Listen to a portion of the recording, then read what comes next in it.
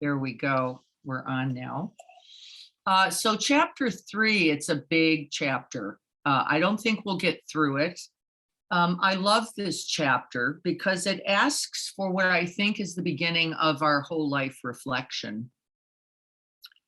And for us to begin in the small way that we're going to begin this week, we're going to be looking at giving and at renunciation in particular.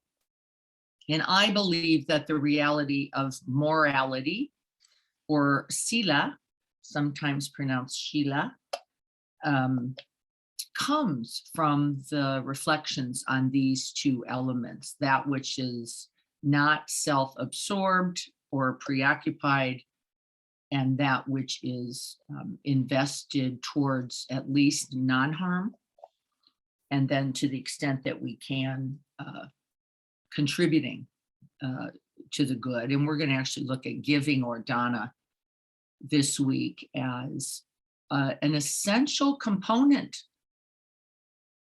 of this eightfold path. And it says where we can be giving and wholesome, there we will be non-harming. And then to that extent, we will be released, untethered, unfettered, unbound from our self-clinging thoughts. We will no longer be just enmeshed in thoughts about our own comforts, our own well-being, our own happiness, but considering that which is larger. I love that. I'll give you an example of, I think, where we start to catch those moments, and then we'll be practicing today and seeing where you notice them as well. But I was just reading something about Starbucks, and it was not socially positive, besides things like waste and, the problems of the cups and the tops and whatever your opinion is then about Starbucks coffee. Anybody who really likes coffee hates Starbucks, seems as well. So I'm not even sure it's a great coffee place. But I was recently reading an article by Robert Wright about the social responsibility of corporations towards profit sharing. Now, we're not going to get into the economics or the politics of that, but the Dhamma says that we can reflect both for ourselves and then for other systems, larger systems, on things like, is that organization operating in a way that also contributes, that also looks beyond their own personal bias, their own interests. And there's two that I've been reflecting on a lot lately. One was Amazon. And as you know, I have stopped using Amazon primarily. Very easy to do. It's not a suggestion that you do that. That's not the point of it. I noticed that it contributed in a not positive, wholesome way for me. And I also felt it was potentially destructive to the environment and a bunch of other things. Not really the point. The point being I was reflecting on the larger impact of not just me and getting a good deal on Amazon or free shipping, but the implications of that. And consequently, I made a decision not to be purchasing anything else on Amazon for this year, and to look at the struggle of that for me. It's very easy. I have a pretty good habit for just jumping on there and grabbing the vitamins.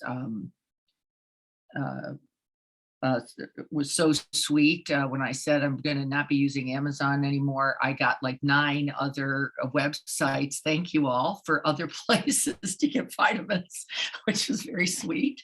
Thank you for that contribution. It was larger.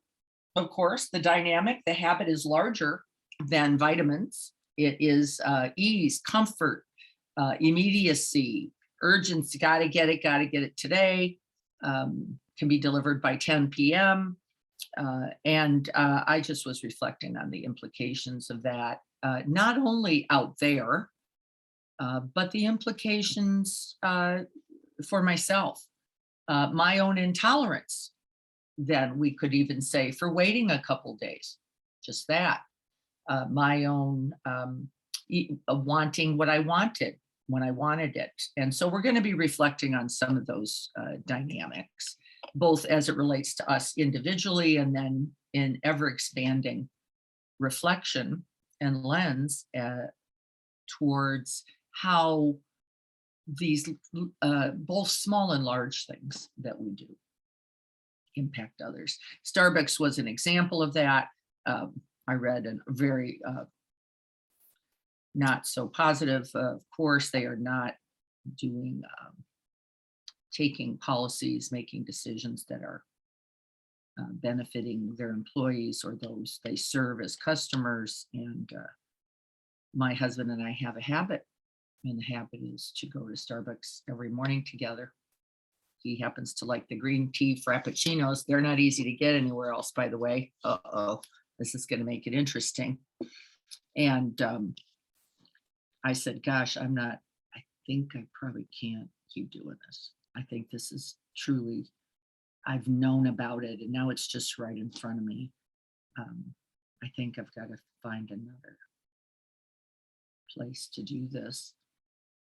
And it is not my job to impact you, right? That's not the point. And he said, correct, thank you, because I'm not at that place. Neither should he have to be, correct? It's not my job, though I believe that influence ultimately towards the good and wholesome will impact others also. Doesn't mean they're going to do it your way in your time. And so now, yep, Phil's coffee, there it is. Working on that. But I'm noticing once again, not very convenient. Phil's is way further. Now, by the way is how many? 2.5 miles. Thank you very much. But still, here it is. I've become comfortable with a certain pattern, even when I recognize that it is not particularly to my benefit or to the benefit of others. The habit of it has a momentum and it's real. And we're going to continue to investigate that. Do I think that means, once again, I want to be clear because I think we can get confused that I'm saying that Starbucks is bad.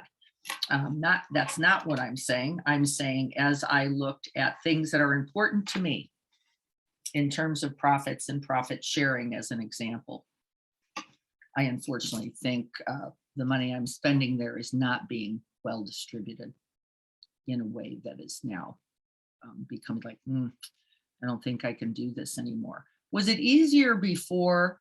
And so for those who are begging that question, yes and no. Easier in that, yeah, you didn't have to think about it too much. You just did whatever you did. There is a certain ease in ignorance. There's no doubt about it. Do I have to think about this? Not at all. But does it have consequences that both are yours and then ultimately others? And that's also true. And we can't get out of that either. Even and in ignorance in particular, we're not paying attention, are we, to the result of our actions so much so that we finally get to a place going, how did we get here?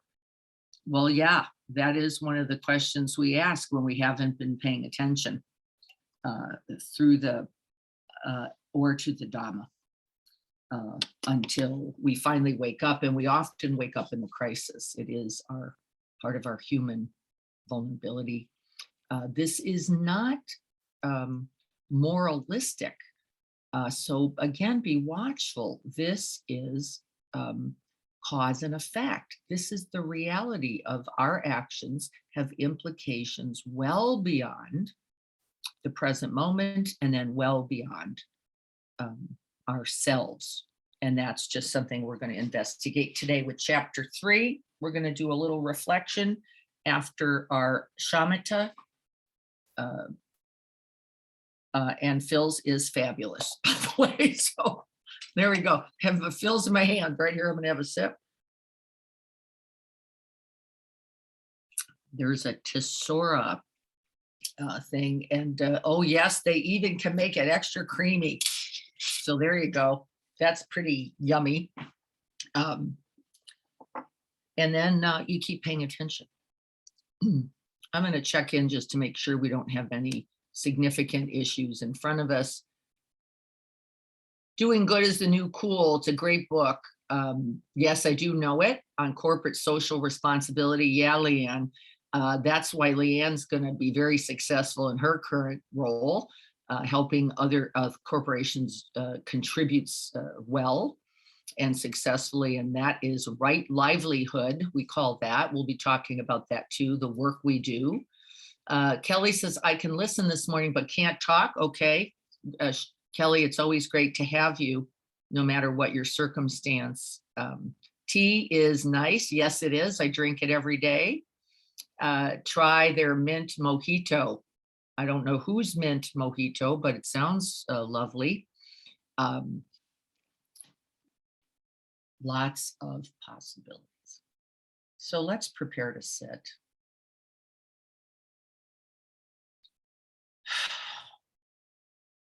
And rather than go into what is very easy now, like, okay, I've really messed up. I'm a wreck. I can barely get out of bed in the morning, let alone think about the larger social macro systems. Yeah, okay, just let's get right here to the breath. This is where we begin. And if we cannot begin here, there is nowhere else to go, and there is no path. And so how do we begin? We begin with that very aspiration. And the aspiration is, may I contribute least harm in this day of thoughts, words, and actions? Can it be a day where I contribute least harm?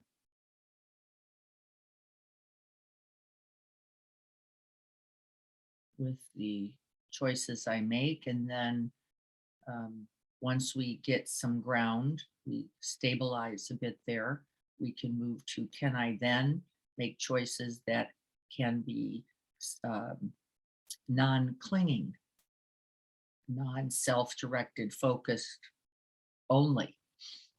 Doesn't mean you don't get to consider the self and its well-being, but not only.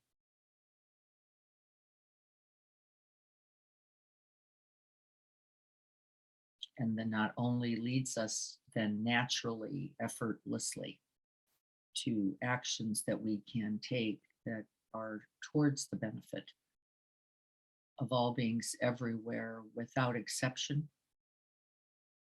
You could just call one other being to mind: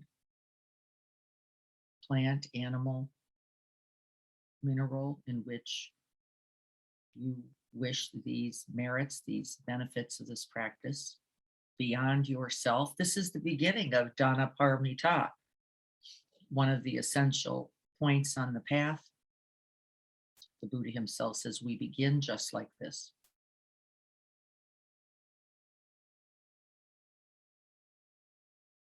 And then we feel the feet, the legs, and the seat.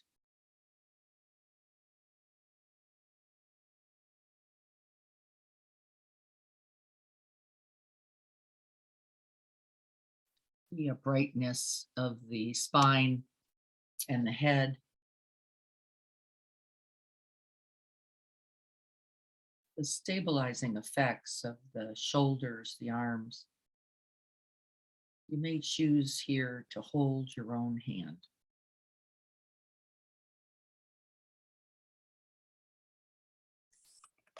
In act of friendship, friendliness.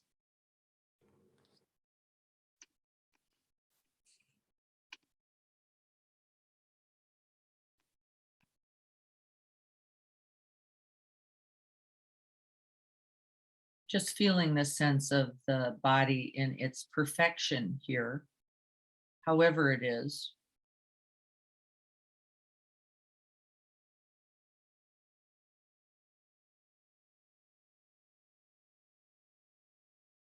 And then as we're beginning to turn the attention towards the out breath, you can breathe down the whole front of the body, just releasing. And I'd really like you to feel that release. That is what the Buddha says are the effects of renunciation, this non clinging, non grasping, non seeking. The effect is release, contentedness, and ease.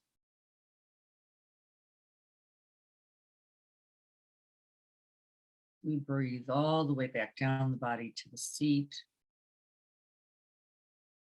or into that beautiful open space at the end of the out breath. Let's rest in the out breath and in that open space at its end for a few moments.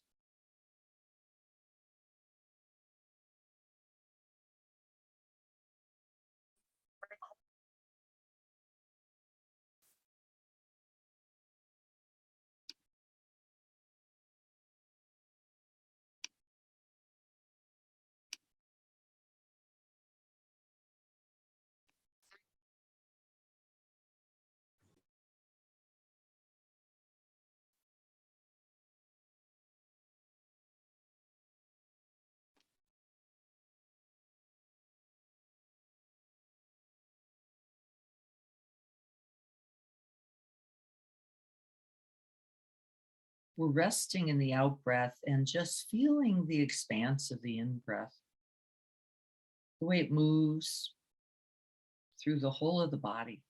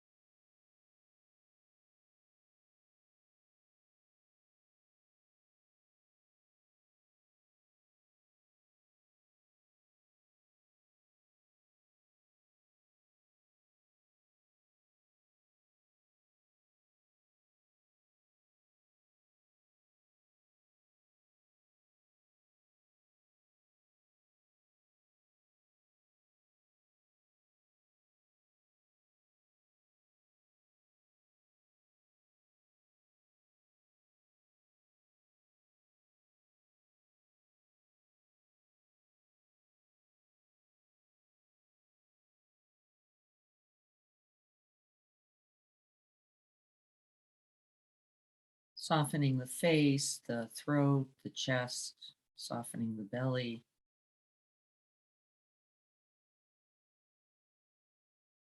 Inviting that release, that non clinging.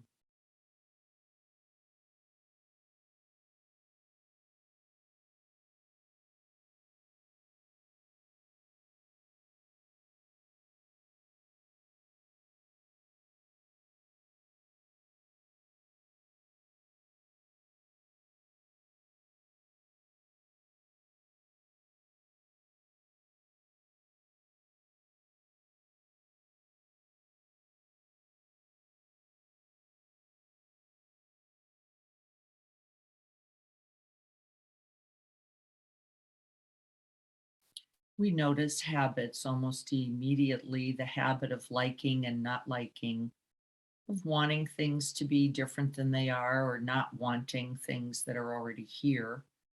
And without judgments, with curiosity and a lot of friendship here, a lot of goodwill. This is the beginning of Dana Paramita.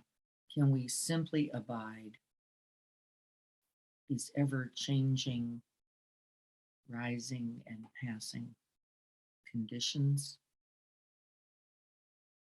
sensations like this?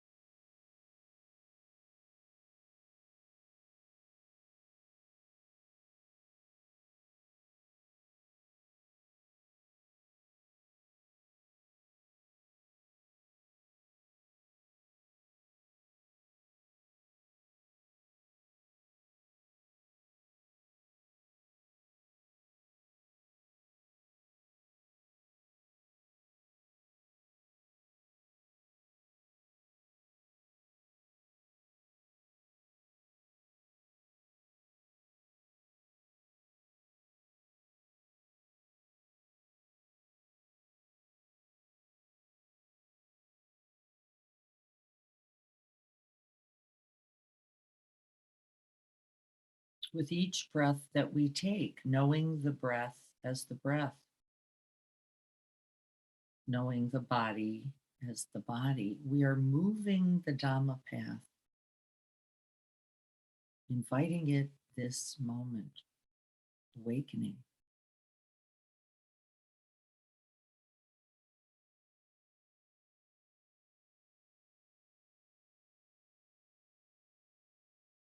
It is now alive here and now.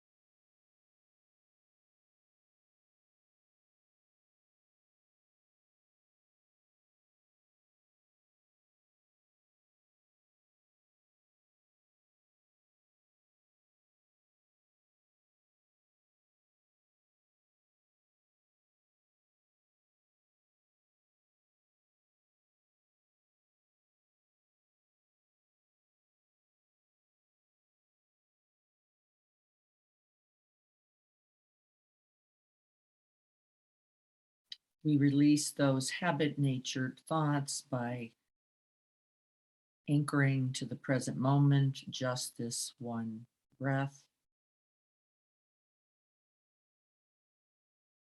unbinding, untethering, unfettered, present, whole, and here.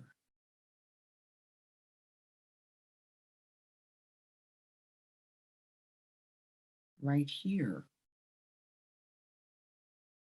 we are embodying and enlivening those three essential aspirations. No harm. We're stabilizing our own minds, balancing, arriving to the present moment,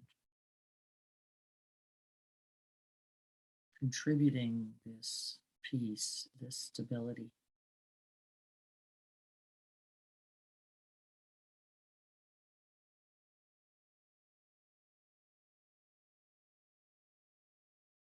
For our good and the good of the world.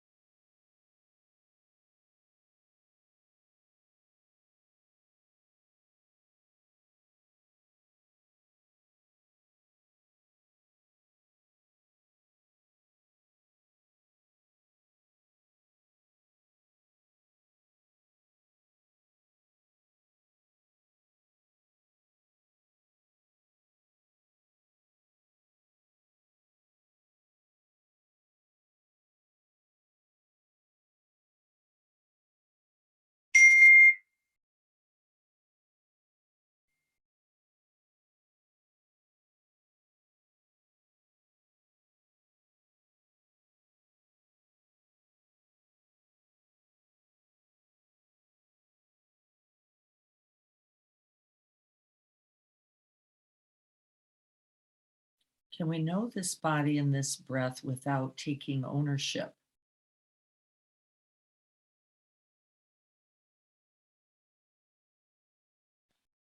Can we know this body as this body, this breath as this breath without becoming the I, the me, the mine of this body or the breather?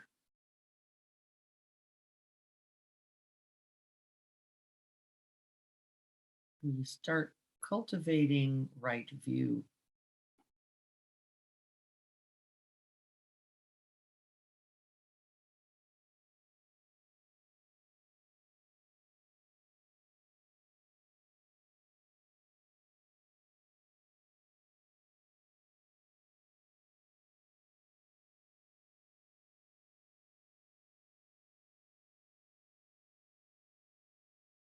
To further the release, we can invite those phrases, some of which we suggested on Saturday, things like, I am not this, this is not mine,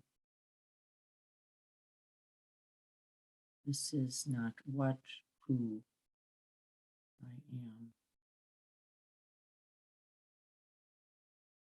See what the invitation of that inquiry invites. Does it invite further release, or do you notice the panic and the clinging? If so, it's not helpful, let it go.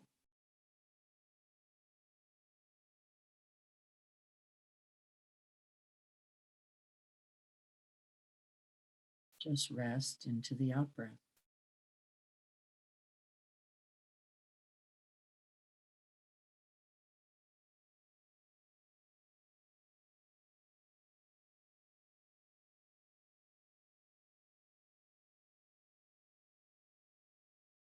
And if you are cultivating mindfulness, you may have enough energy, uh, enough virya to feel the expanding uplift of the in breath.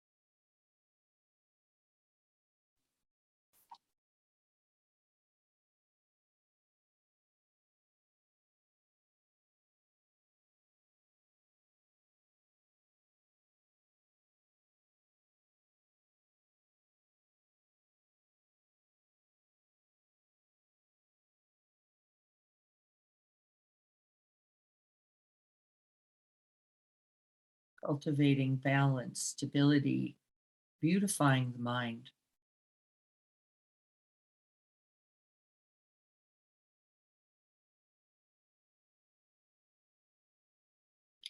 And the way we beautify the mind is not to put in lots of pretty pictures. This is not about rainbows and unicorns. We actually declutter.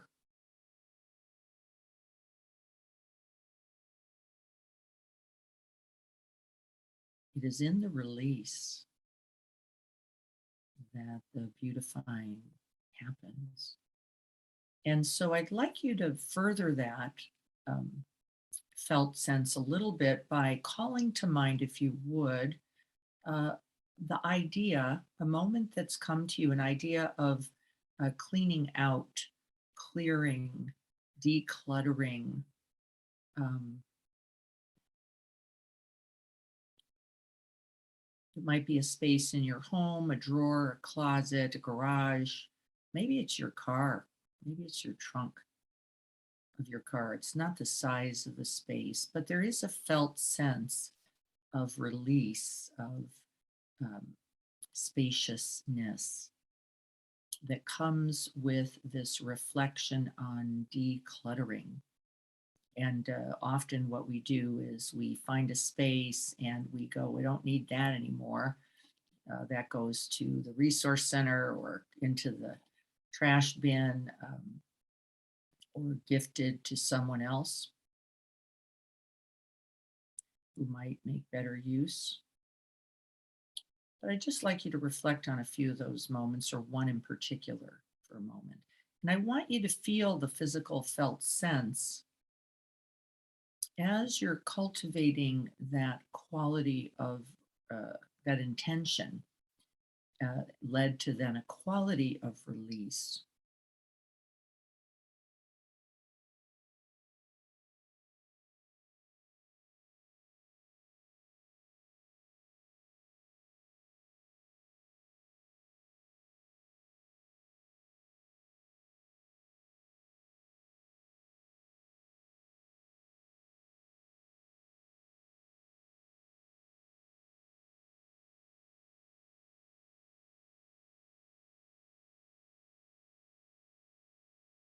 And see if you notice how you are naturally there, offering that unbinding, that untethering.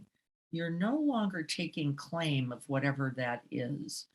You are naturally evoking that not me, not mine. I am not this. This is not necessary or needed or benefit. And I want you to see if you can notice that felt sense of ease.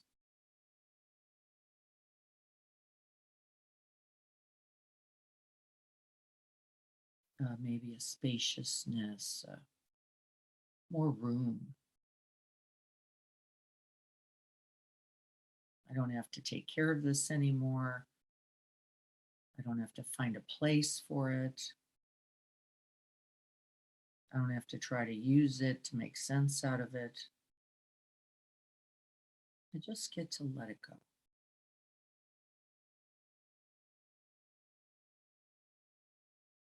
Trusting that in that letting go,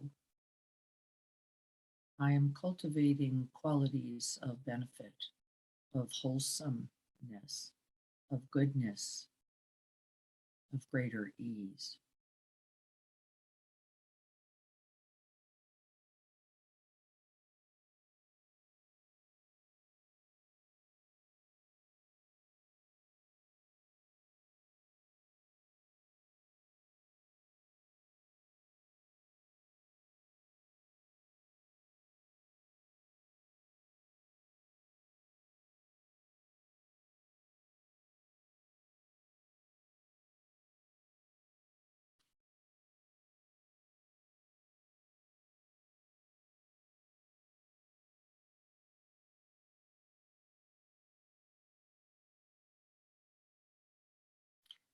And now I'd like you to expand that recollection of giving to the idea of gifting, something that you cherish, something that you've loved, something that's of value to you, a little different than sometimes this idea of decluttering. There was a ring I was wearing last week at my mother's. I don't wear it regularly. And she said, as she often does, "Oh, I love that. I want to get one." And I took it off and I handed it to her. I said, "That's yours." And the feeling of that, the feeling of the release of that, a thing I loved, a thing I enjoyed, and the felt sense of the quality of her joy, of her happiness, of her feeling, experiencing being gifted, as well as my own heart mind, the quality of gifting. This comes in the release.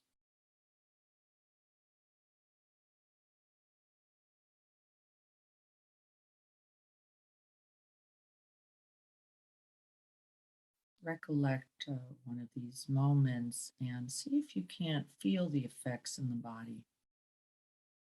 I could just feel a kind of ugh, even bigger than the idea of cleaning out the garage, this contributing to someone else's happiness, their well being, their joy, and the release in my own mind, heart, and body. This is the path, says the Buddha. This is the beginning of contributing to non clinging, of not seeking, but seeing that the greatest happiness is never in what we accrue, but in what we offer.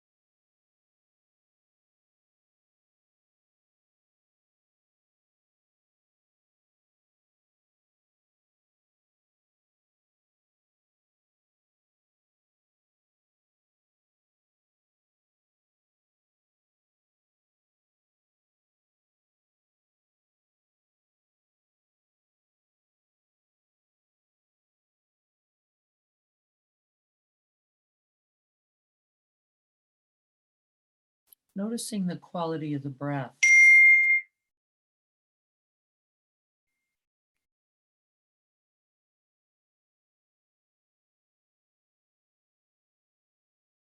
Feel that sense of space or room.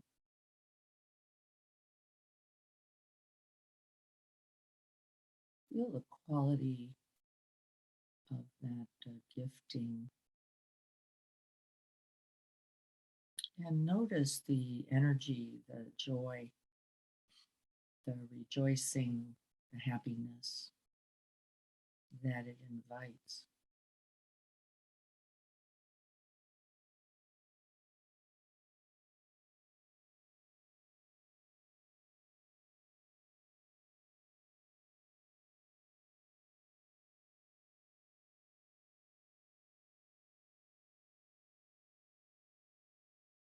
And now I'd like you to shift the recollection once again to the concept of giving up. This idea of giving up, different than gifting. We're pretty joyful in the gifting, but now we're going to look at giving up. This often is associated with a habit. My husband's Starbucks habit. Um, this idea of, oops, now how are we going to connect in the morning? And what is that going to mean? And what amount of time is that going to take? And or no longer doing the Amazon shopping, giving up the convenience, giving up the just getting what I want, maybe even what I need. I want you to recollect something in particular, a habit.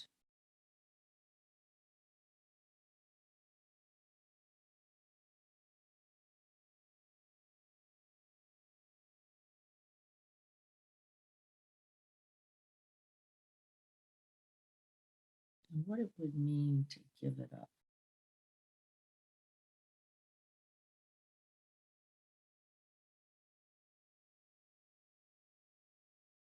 And noticing all of the negativity, the clinging, the whoops, wait a minute, I don't know.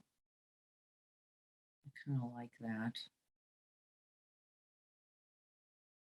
the bargaining that may happen. This is what we do with addictive devices. And be watchful of the tendency to go into good and bad, right and wrong.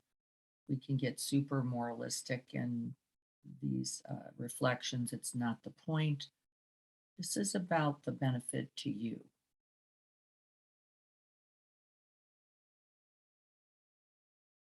Though there's likely a perceived comfort, enjoyment, maybe it's delicious or comforting. I want you to reflect for a moment on what it would mean to give that up.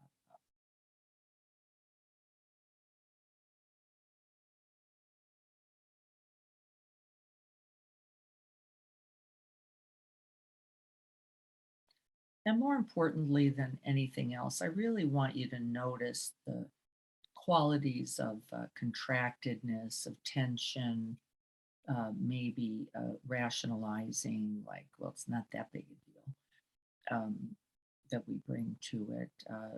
The self clinging that is wrapped around this, whatever it is.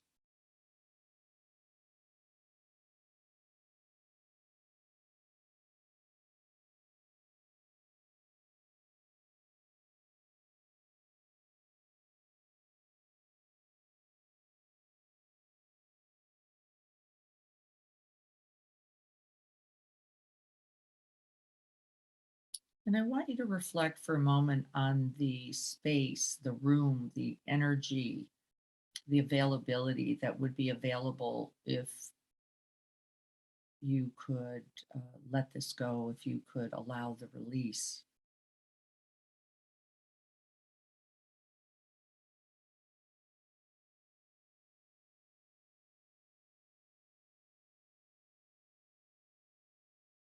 Rather than see it as a sacrifice, a giving up, a deprivation, could you see it in a whole other way, in this really unbounded, untethered, unfettered,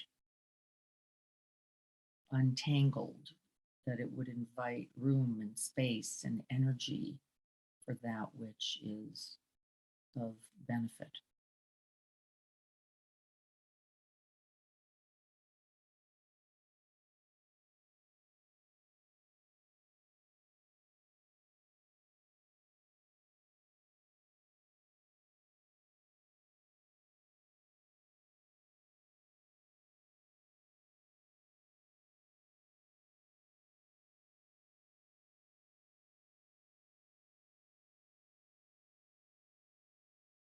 And then feeling the effects in the body once again.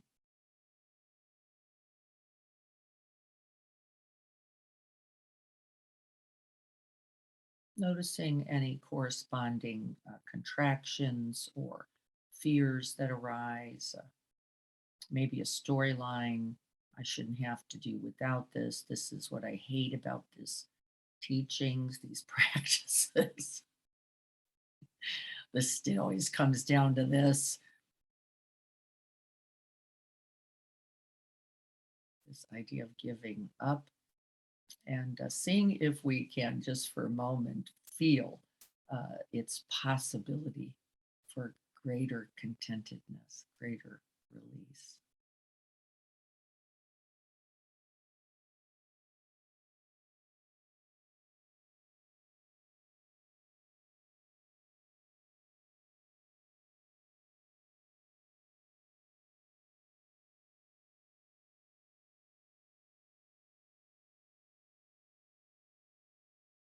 And then letting go of all the contemplation, we're just going to rest back, finding the way back to the body. Hopefully, you never left.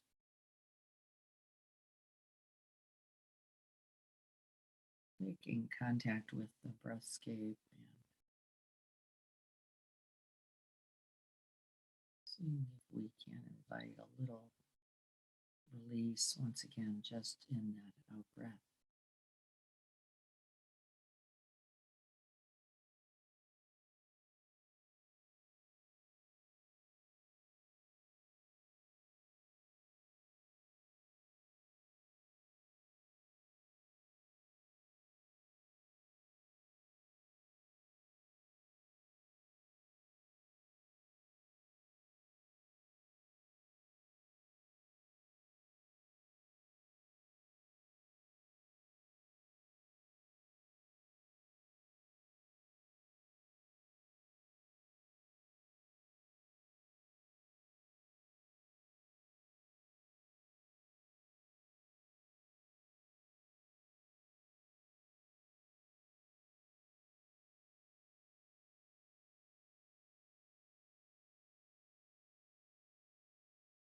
May there be space and room for this good heart to expand, being filled with loving kindness, compassion, genuine care.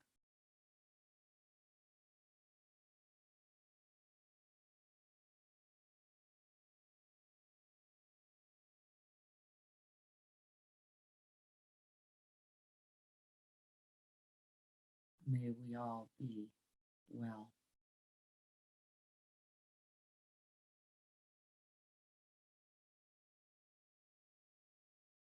And from that very release, may we be peaceful and at ease.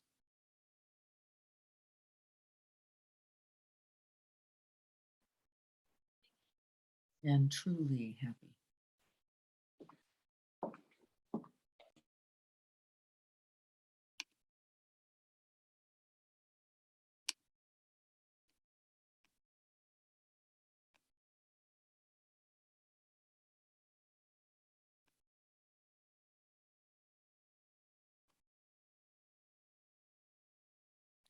And may this practice, this very practice, this day, contribute.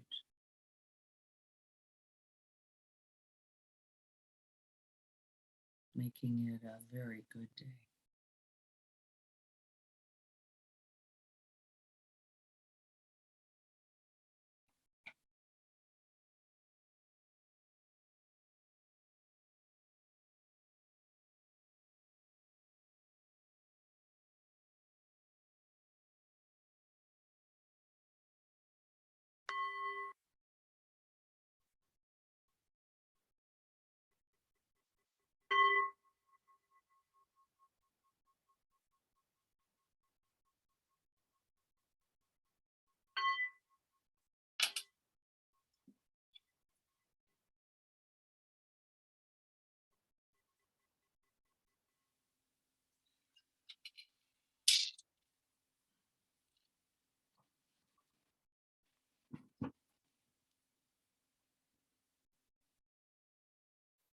Untangling the body a little bit there. Inviting a little bit of stretch, rotation, little movement.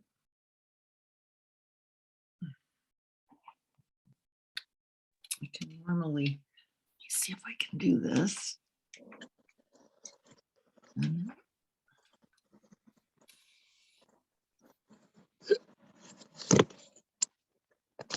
And I'm going to start, I think, by just checking in on our last week's practice, seeing if was anybody able to call that practice to mind every day. It was very simple. And we're going to continue to be inquiring in that way every day, but it was a very simple practice of just pausing, coming into the body, just checking in, noticing how am I right now, and right, really seeing if we couldn't begin to turn towards with some regularity. And then the second inquiry, if we could get that far, was to say, what is the practice? And another way of doing that, I noticed the reflection shifted just a tiny bit for me to what am I practicing right now? Rather than where should I be heading, it's what am I doing right now? What is the practice right now? And that was dramatically useful because we are investing in every single breath, aren't we? We are time, energy, resource, mental, internal, as well as external, and that we know something about that is really quite important. I'm going to just check chat here and see how we're doing. Let's see here.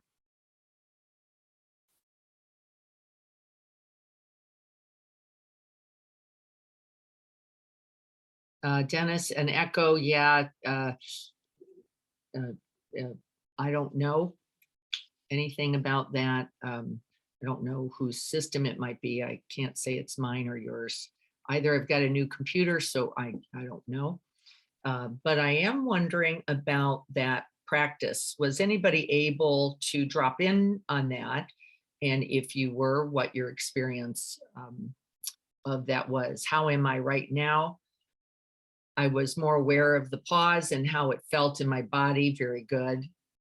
Good. That's the beginning. Did any inquiry about that come from that, Denise? Any, what am I doing? What's going on? What's in the mind? What's happening in the body?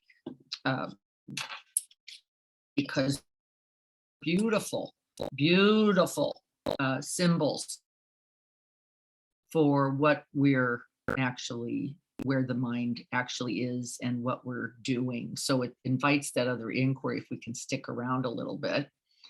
Yes, but the awareness is what we're cultivating. That's so critically important. Jan says, sometimes it can sound self-sacrificing. Yes, we often believe this, particularly when we use words like renunciation. We've worked on this a lot, and it is a continuous aspect of the practice that today, giving away, giving up, deprivation, not being able to enjoy. Wow, it is really some distance from that. The truth is, but boy, don't we wrap around that?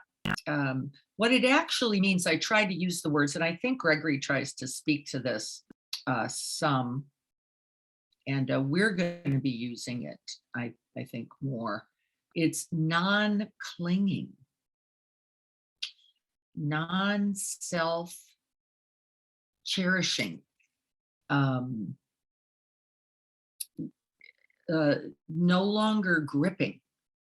It doesn't mean the lack of joy, and that's one of our fears, of course, right? Actually, everything says that it invites greater joy, greater ease, rather than costing us something. Boy, don't I know this to be true. I do. I have every piece of evidence for this. So it means non-attachment, you could say. Or you could enjoy delicious tea, but the clinging to it, as we talked about last Saturday, is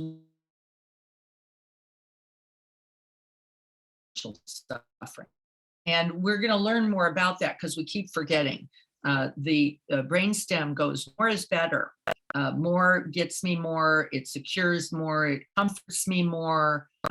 No, it doesn't. It ends up being just clutter, actually, that we then have to figure out how to attend to and spend way too much time, money, and energy on, let alone finding room and space. But it is our habit to go, ooh, that means I have to give things up. We're going to be practicing with that today in a few moments, so stick around for that. I felt more peaceful when I noticed that I could pause less quick to respond, that's for sure. That's also a beautiful offering, isn't it, Denise? That just creating space for oneself. That's what comes, Denise is speaking to it, that's what comes from release. No longer caught in the doing, no longer in the securing, no longer lost in the hunger or the thirst. There's room and space and enough in it. And that tends to be consistently true, but we fear it for its the fear of the deprivation. Greg says, noticing the hectic pace of life and all that seems to need doing. Yep, we can get caught up there. How to prioritize and simplify. That's one of the key words in this disentangling, simplifying. This is one of my aspirations for this year, keeping the important things clear. Yeah, and they end up boiling down to no thing, don't they? No thing at all. I totally agree, Greg. Yes, you do. Even though we come with that fear, we don't want to lose track. There's another entity aspect that goes, no, I don't want to get rid of the blank or the other blank. Look at my issues with start, one little thing. Marilyn says, I became aware with each pause, even in the seemingly mundane moment, how there was all kinds of emotional activity. Boy, isn't it? Sometimes subtle. Yep. Sometimes not so subtle. The reminder, write the reminder, the surface, I could meet it. That's beautiful. We're all working towards that. The path leads the way there and supports us. So we're going to really enjoy these next many weeks. I'm working on seeing behaviors driven by loneliness or fear. Yes, often. Well, let me say for most of us, that's the tangle. That we're in fact, most of us, being directed by fear. And the clinging happens to self, to thing, to concepts, to behaviors are all the same. And it is that non-clinging that we are going to be practicing over the next many weeks, beginning this week. Courtney, noticing the clinging I have to the things that I have created some sort of an emotional connection. Yeah, it is, including the storage unit that I have had for 3 years. Yeah, you haven't looked at it once and all that stuff in it. Isn't it true? And like the letting go, right? We're going to practice in a small way. Let's see how that goes. It is about the journey from the struggle of attachment, yep, to thought or to stuff, towards surrender of thought behaviors. Yeah, we're going to, I'm going to stay with the word release because surrender for us does even evoke a kind of, there it is. See, I knew she was going to get to that. I'm going to have to give it up. Pisses me off. I don't want to. And we create all kinds of resistance, even when the felt sense is completely the opposite. In the release comes the freedom. In the release comes the joy. In the release, and what do we all do? No, give it to me. Emptiness drives and frees. Yes, it does. Yes, it does. Let's say that 100,000 times because we're going to need to. Letting go of particularly, yes, those things that were owned by those we loved. It's a way of keeping them, or at least in some false way. We believe we can keep people, we can keep relationships, we can keep our youth, we can keep security, protection, comfort, a good feeling, however brief and temporary they all are. With the thing. And again, we're all doing it. That's not the problem. This is not a judgment. This is a recognition towards liberation. If we can see it, can we then practice its release? I'll give you the homework around this in a minute, and then we're going to look at the chapter. To have is to give. It's all true. And boy, do we struggle with that, might say. But yes, the giving. I want you to this week then, for those who are going to have to click off before we go to the chapter, we're only going to get a little into chapter 3. It's quite large. But I want us to practice these 3 levels of giving this week, of release. We'll say, here's the practice. I want you to give up something that feels cluttering. I want you to give it to somebody, throw it away, take it to the resource center, whatever you're doing. I've got a box started for that. I've got a beach pail sitting in the corner of my office right now. I don't know where I got that. I think it was from one of the retreats, but it's, some little kid could be doing something with that thing. I've got it sitting here in the corner of my office. Lord knows why, for how long, who knows, but it's going. It's off it goes. I've got about 100,000 other things just like that. That's the giving up part, something I'm not particularly attached to. I don't really need it. I've got another desk sitting here. Boy, it seems like a good idea to keep it for something, but I can't figure out what. That's going to go this week as well. I've got that constructed. That's our first level of giving, is the giving away because it feels cluttery. We don't need it. The space is actually more important. Level 1. Level 2 is gifting. Now that could be in the giving away. Usually it's something we have, however, a stronger attachment to. I've got a bunch of gold pillows that I think somebody's supposed to have. They're just not me. And I'm going to be gifting those to someone as one of my gifts. I've got also a whole bunch of earrings I don't wear anymore. They're too big, too small, just don't use them. They're going to be gifted this week as well as several stone hearts that I have that I've collected over the years. And I'm like, why? They're sitting here, they're beautiful. Sometimes I use them during retreat, but I love the idea of gifting them. That's the second level. And then the renunciation, the release practice. What's the habit? What's the habit you are going to practice with? At least look at it. What is it? We have more than one, so this shouldn't be too hard. That you might be willing to consider through these 12 weeks of at least investigating. And my suggestion would be that we practice with it. We've done this before on the Bodhisattva path, and I remember Jim Sinclair bringing in a coffee mug as a token of representing what he was going to be giving up, which was caffeinated coffee. What I think is interesting about that is I don't think he ever went back to it in the way that it had consumed him before, which is really pretty remarkable. I think he got that felt sense. So something we're decluttering with, something we're gifting, something in the habit area.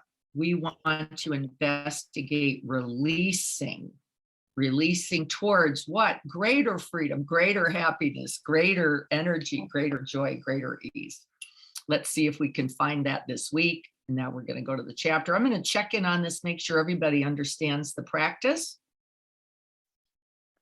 Everybody get this idea? Anybody not get the idea so that we need explanation, or anybody want to ask a question? Pete, you're on screen. I didn't know if you wanted to say anything about this.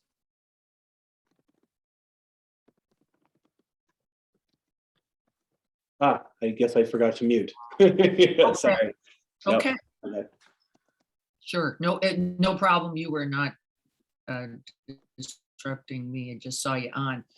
I'm going to read here. There are stories we make up about these. They're all stories.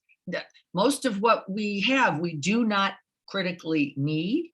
It doesn't mean we don't get to enjoy them. This is not the truth of renunciation. It is not the point, but the clinging, the self-making, the grasping, the gripping, which is exhausting, I promise, exhausting, and does not get us what we need. It's why we have to go back to Amazon and shop again. That's why we've got to go look for the next thing. It's because it's not fulfilling. There is really nothing that it serves except for a momentary, like all addictive devices, very momentary sense of I've got it in my hand. Leslie, I see you on. Is there thoughts you have about this?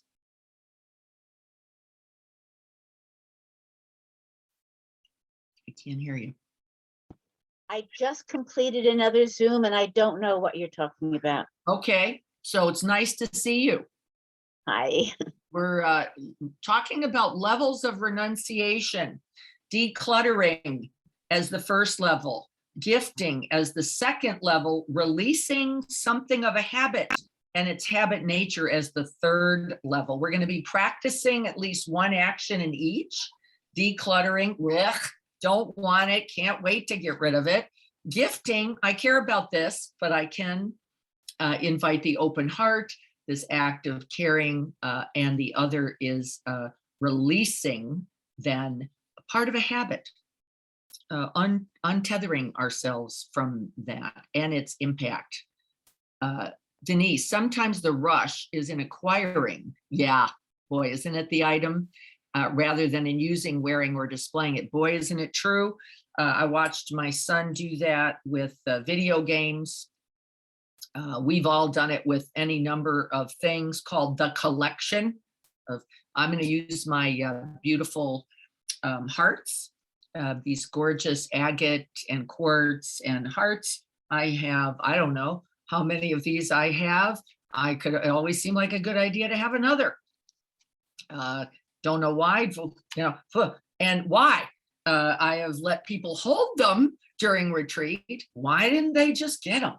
What was the, I've gotten them at gifted to me even, and then kept them a while because of the gift of that. But now they're just sitting on a dish, and I'm wondering, boy, wouldn't somebody really be able to use that in some way, if no other reason than to release it. Look at the beauty in that. Just the idea of the release of that would be amazing. And that's what Gregory is talking about. Courtney, the first thing I did when I was able to work remote to take care of my mom was start to redo the bathroom. Yeah. That might be the gift, is how can I help you get rid of? Boy, we could go right into each other's bathrooms, couldn't we? Couldn't we go right into that bathroom and throw away about 90% of whatever's under that sink, and right? Let me help you. We use friends in this way, don't we? To go, do I need this? I don't know if I need this. Maybe I don't need this. Mostly the answer is, of course, you don't need this. And isn't that like, right? Do I need those 50 and whatever's I've got collected there? The answer is no. We're going to practice letting go of it this week. I want to go to our Kindle. I'm going to go to my Kindle version of this. Let me see if I can find it. And we're going to look at this chapter 3. It's a really meaty chapter. So I want us to start to take a look at it, but I want you to know what the practice is this week around it, because I think that is most important. Here we go. So here comes the Kindle. I'm just going to remind you about those few questions that we invited last week from the chapter. It's not letting me do it. I don't know if I need to be worried about this. Let me see if this helps us. The new computer isn't quite doing what I want it to do. I don't want to get stuck here, so we're going to just go. I'm just going to pop this up for myself. You guys can follow along. I can't tell you what page this is again, but those 6 tenets, remember those? I'm going to review them just by reciting. They were ground in the Dharma. What are the teachings that I can apply to my life right now? What are the teachings that I could apply to my life right now? That's one of the inquiries, invitations. The other was engage all the teachings as practices, not as concepts, not as ideas, but how is it alive, livable, embodied, present in me right now? The third was don't leave any moment out. No experience and no teaching as an opportunity in the present moment. Let yourself be guided by those teachings and that wisdom. And what am I excluding? I have done that often, gone, yeah, mostly I love these practices and these teachings, but maybe not this one, or maybe not right now. I haven't really found any particular benefit there, I might add. And in fact, mostly created some trouble for me when I was doing that. The fourth, find each teaching right now, make it alive now. How does it feel? impact the body and let all the teachings in fully. That's a part of what I was just talking about, going, I like this one, I don't like that one so much, so I'm not going to be practicing with that right now. And the sixth was engage the teachings both in one's own life, in our relationships, and then even in those macro systems in socially and in the world. And how am I right, in a right alignment with all of that? The 6 tenets by themselves, just those reflections, will change our lives with the invitation of wisdom and discernment, and it will craft a path. He goes on to say, of course, we're going to create a whole life path, that there's nothing left out. And then we started chapter 3. And chapter 3's title is Preparing for and Assessing a Whole Life Path. I'm right on the first page. And he asks the essential question, how do we begin? And he says the first way to begin is always with a pause, as Denise was saying, for a quick interview of how these path factors are both present and not present right now. Now, he suggests, Gregory, he's very steeped in the Satipatthana Suttas and the others. He's a scholar in those areas. He can hold all 8 at once. I cannot. It doesn't mean I can't call them to mind, but I'm not so skilled that I can feel the full effect of that. It's why I want to break this down week by week. And that's why we're going to begin with these practices of giving, because that is where the Buddha began, with this idea of unhooking ourselves from our greedy, clingy, self-directed, self-cherishing, self-preoccupied selves into these levels of giving. It's why I want to begin there. I want us to have the real experience. And I want us to have the experience not only as it relates to how it feels for us. What's it feel like? I asked that question during the practice. What was the feeling of the intention of giving? Just the intention of giving. What was that like? As you this week get ready to gift and declutter and release, I'd like you to take a little time. What's the intention itself feel like? And I want you to see what you notice there. There is a profound sense of peace and release, ultimately. Again, there also is, as we're naming, Jan named it, Courtney named it, several others, there is this kind of clinging quality that can also happen. And that's fear. We're going to recognize it as fear. It is not to be judged, devalued. It is not to be hated or pushed away. Can we hold ourselves with the gift, the giving, even then, of compassion? That this is also an essential giving. Can we offer ourselves? This is the beauty of the Dana Paramita, that even in our failure, we can give, we can gift, and we can declutter. Right there, messing it up, grabbing wholeheartedly. Can I gift, give, declutter then by putting down the harsh thought, by not having to rehab it, and by offering ourselves? This is the beauty of those essential teachings, alive right there, right? Okay, bigger, isn't it, than just a thing. That's its more absolute potential. On to say renunciation is a practice that is essential and preliminary to the Noble Eightfold Path. Oh, right. Oops. I didn't like that idea at the beginning.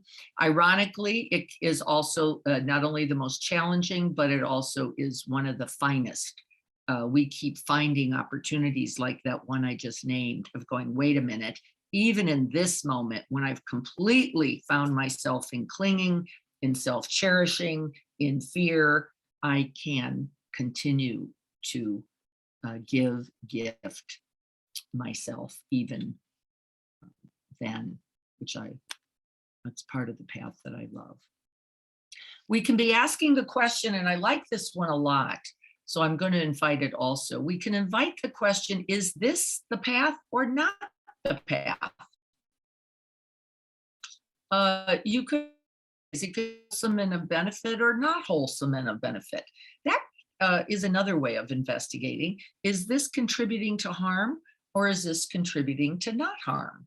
I like that kind of inquiry better than I like the word right, and a little better even than wholesome, because we've got a whole bunch of ideas about that stuff. Sometimes we don't even know the impact, but I think, is it right, as best I can see it right now, contributing to harm or contributing to not being harmful? And we get to begin with ourselves, then we get to look at relationships, then we get to look at not only the relationship with others, but even in the larger social macro. Is it harmful or not harmful?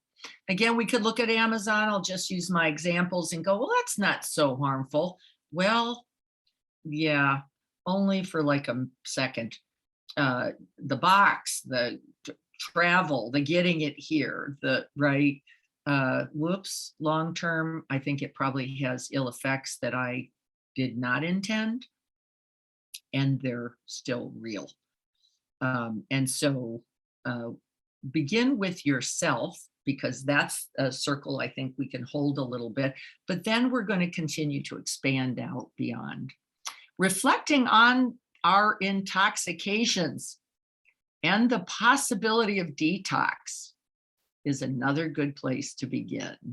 He says, reflecting on our addictive nature, our grabby, greedy, I want it the way I want it, and its effects is also a good place to begin.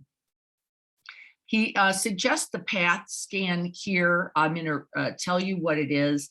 I don't think this is the week for that, but for those of you who feel the room for this, it's an on-the-spot assessment of the path. This is where he goes, what path factors are operating right now? Again, I don't think we're ready to hold all that. I think you can ask that question, is it of benefit or not of benefit? Is it harmful or not harmful as it relates to those three levels of giving? I think we've got to start there. I'm going to keep it simpler. This feels like a big bite to me. You'd have to carry around a card with all the path factors on it. They wouldn't be real right now. They would literally be ideas.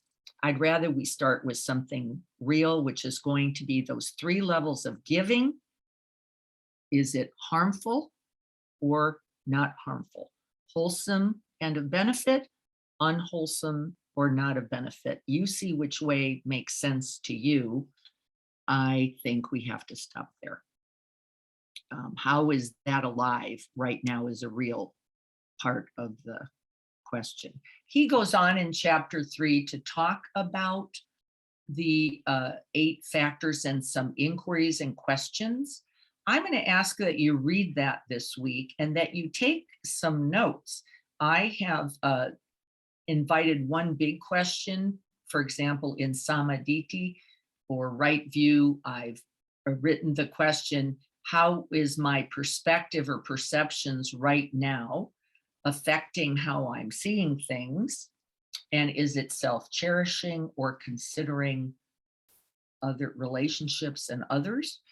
That's one of my inquiries, but I think we're going to stop here.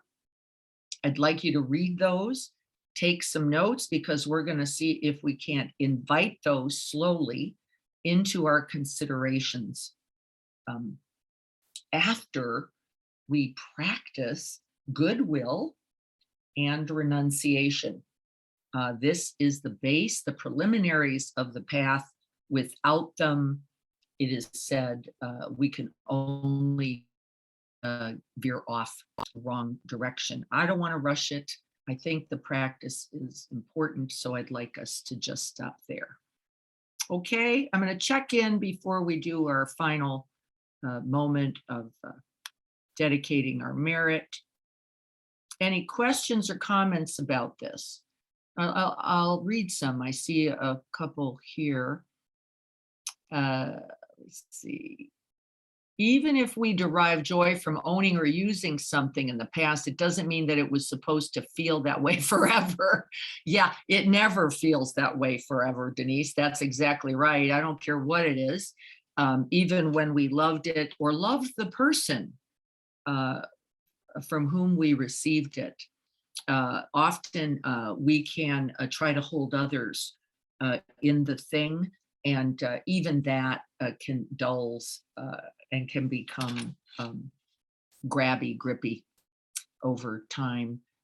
Courtney's saying goodbye. Pete, no aversion to giving or gifting, but also don't want to make this another to-do. Setting an intention to notice the opportunity to give as it arises this week.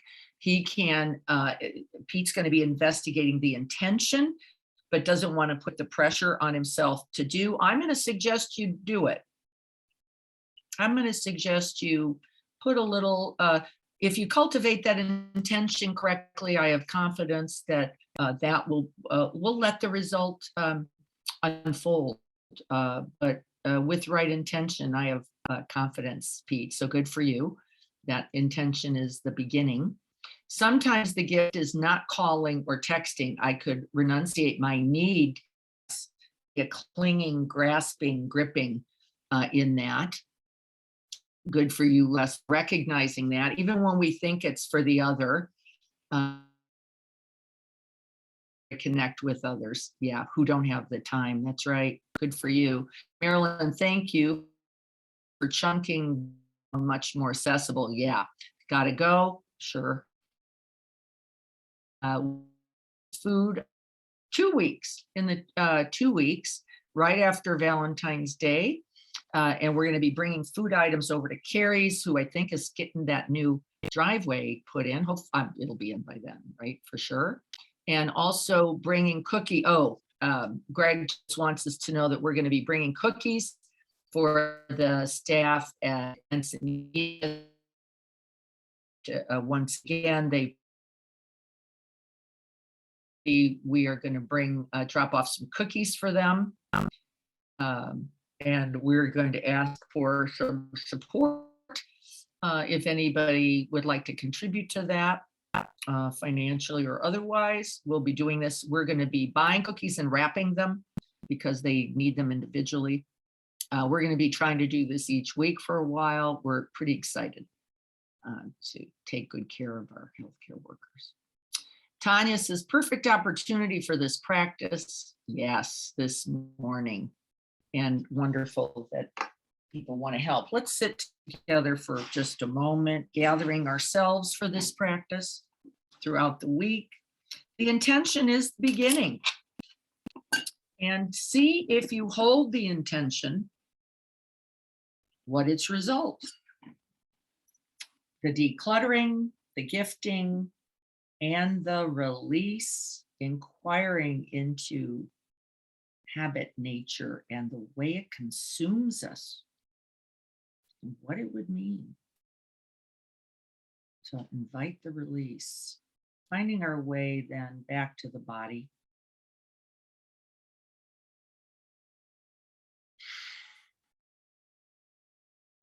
If Pete's got a point here, if you're making it a have to, that's just another kind of habit.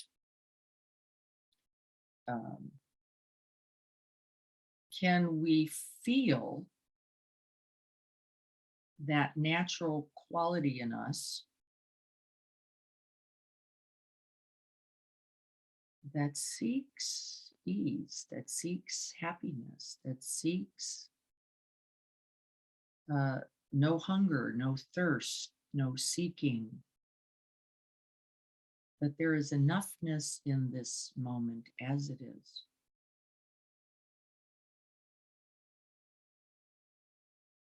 And then what naturally arises from that? That's those three considerations: decluttering, gifting, and releasing a habit. And watching for it dropping into the body, feeling the effects. May we dedicate the merits, the blessings, and the benefits of these practices to the end of suffering and the realization of true, unconditioned happiness and freedom. May we do so for ourselves, for our friends, for those we love, for those in our neighborhood, our town, our state, our country, and the whole of the world.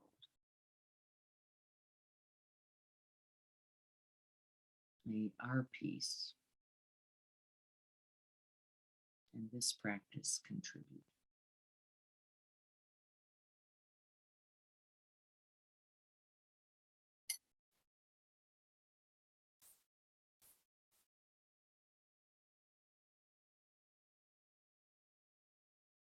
And may we all be free.